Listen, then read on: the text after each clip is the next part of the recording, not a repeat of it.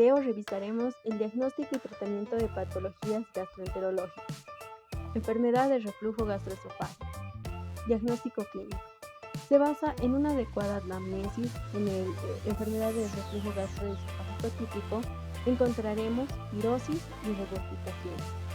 Test con inhibidor de bomba de protones. En pacientes con ERG sin signos de alarma, se considera una respuesta positiva en la disminución de la gravedad de los síntomas en un 50%.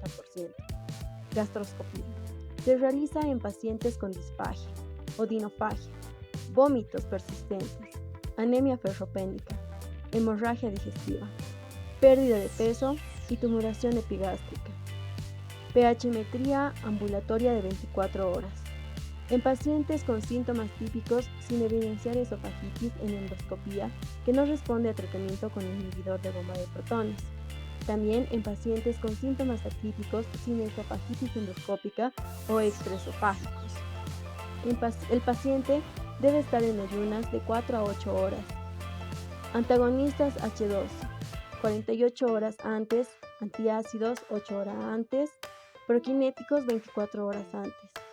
El paciente debe llenar un diario donde anotará el horario de inicio y el final de las comidas. Síntomas. Se emite el número total de episodios de reflujo. También el número de episodios mayor a 5 minutos. La duración del episodio más largo y el porcentaje del tiempo total de pH menor a 4. Esto debe ser realizado tanto en bidedestación como en decúbito. Manometría. Se introduce una sonda sensible a la presión a través de la boca o nariz hasta el estómago. El paciente permanecerá en ayunas por 8 horas antes del examen. Podemos obtener la capacidad motora del esófago, en caso de acalasia, o el tono y función del esfínter en caso de enfermedad de reflujo gastroesofágico.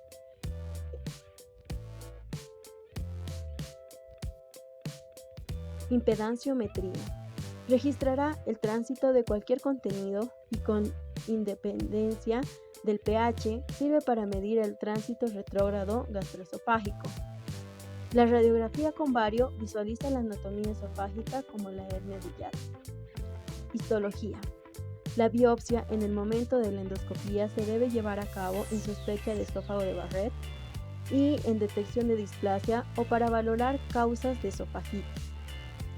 Test de aliento para Helicobacter pylori. Se realiza en pacientes que no pueden lograr control sintomático. Tratamiento. Empezaremos con los cambios de estilo de vida. Entre los positivos tenemos la pérdida de peso, ejercicio físico moderado y regular y elevar el cabecero de la cama por 30 centímetros. Esperar de 2 a 3 horas para acostarse después de cenar. También debemos evitar el tabaco y el alcohol, prendas ajustadas, fármacos que favorecen la ERG, alimentos grasos. Antiácidos. Estos neutralizan la secreción ácida y se administran 20 minutos o 1 hora antes o después de las comidas o en molestias. En caso de pirosis leve y síntomas ocasionales de reflujo en pacientes con tratamiento de inhibidor de bomba de protones. Alginatos. Desplazan casualmente el bolsillo ácido dentro del estómago evitando el reflujo.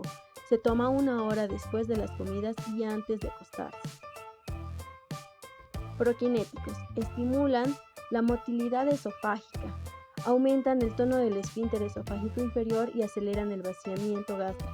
Se administra 15 minutos antes de las comidas. Antagonistas H2.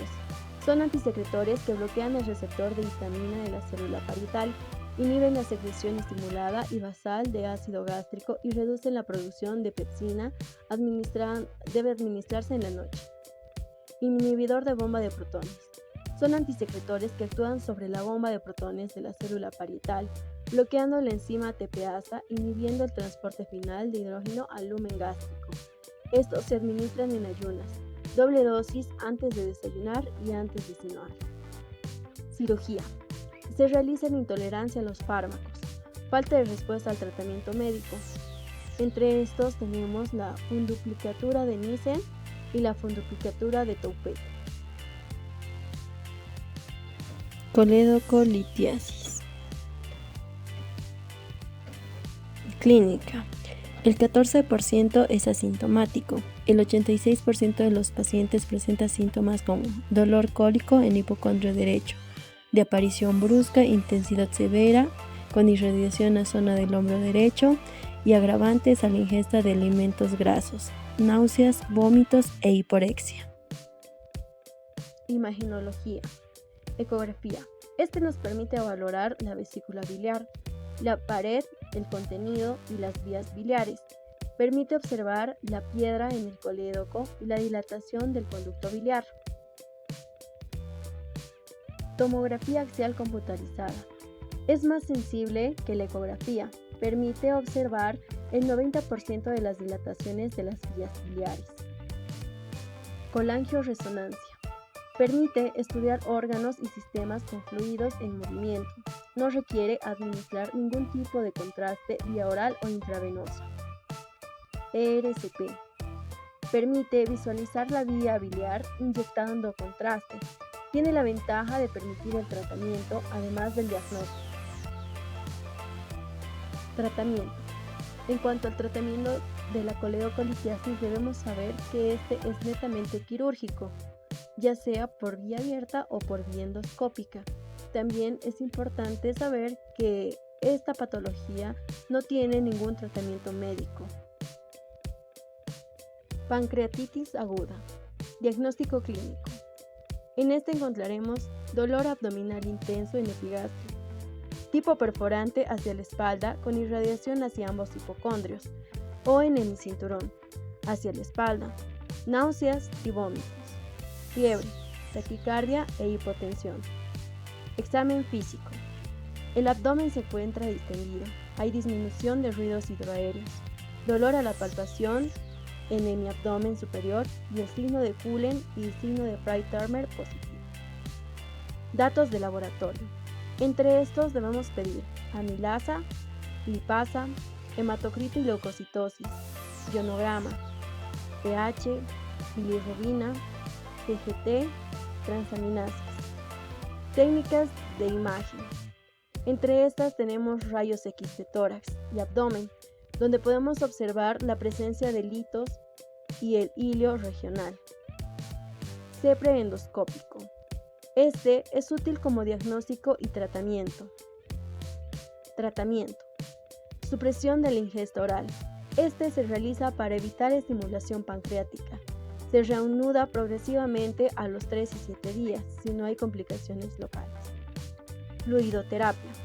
Se debe administrar soluciones intravenosas para mantener el volumen intervascular y mejorar la perfusión pancreática.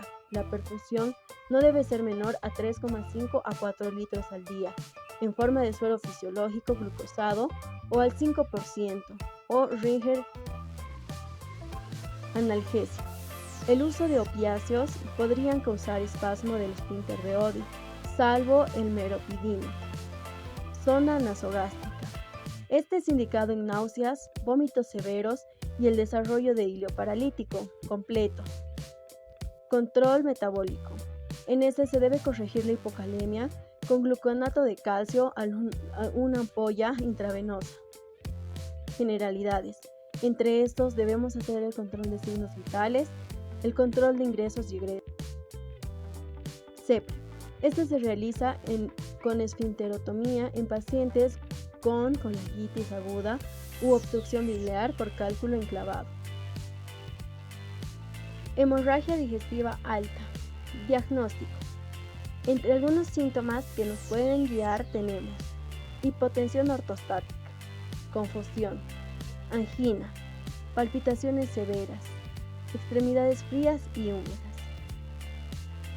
Al examen físico encontraremos signos de hipovolemia, examen de color de heces y localización del sangrado mediante tacto rectal, signos de abdomen agudo que se deben excluir perforación endoscópica. En cuanto a los signos vitales, si el sangrado es leve, estos estarán normales. Si es moderado, la presión arterial será mayor a 100 y la frecuencia cardíaca menor a 100. No existe ortostatismo, y si es grave, la frecuencia cardíaca será mayor a 100 ortostático. Shock hipovolémico. Hemorragia masiva. Encontraremos mareos, sensación de desvanecimiento, confusión, pérdida de conocimiento y frialdad de la piel, pulso mayor a 120. Datos de laboratorio. Solicitaremos hemograma, ionograma, pruebas hepáticas, pruebas de coagulación, electrocardiograma. Lavado nasogástrico. Es usado cuando no existe seguridad de un sangrado en curso y necesario una endoscopía temprana. Usado para remover partículas, sangre fresca o coágulos del estómago, para facilitar la endoscopía.